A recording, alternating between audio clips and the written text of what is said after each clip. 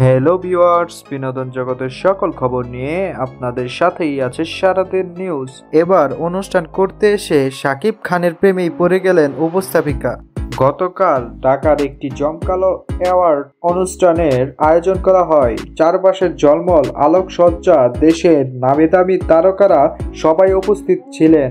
মঞ্চে সবার নজর আটকে আছে শাকিব খানের উপর। বাংলাদেশি সিনেমার মেগাস্টার, যার স্টাইল, সৌন্দর্য এবং ব্যক্তিত্বের সামনে সবকিছু ফিকে হয়ে যায়।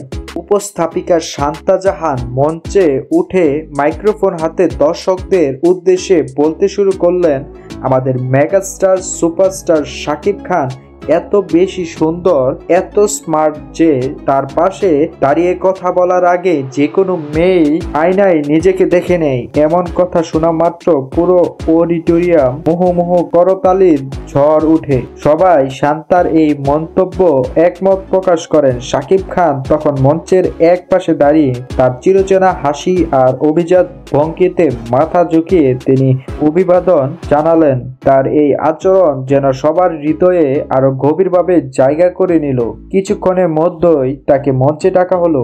শাকিব খান মঞ্চে উঠলেন তার সেই অসাধারণ ব্যক্তিত্ব নিয়ে। চারদিকে ফ্ল্যাশ লাইটের ঝলকানি। শান্তা তার দিকে তাকিয়ে মৃদু হেসে বললেন, আপনার পাশে দাঁড়িয়ে এখন আমারও মনে হচ্ছে আয়নায় নিজেকে একটু দেখে নেওয়া উচিত ছিল।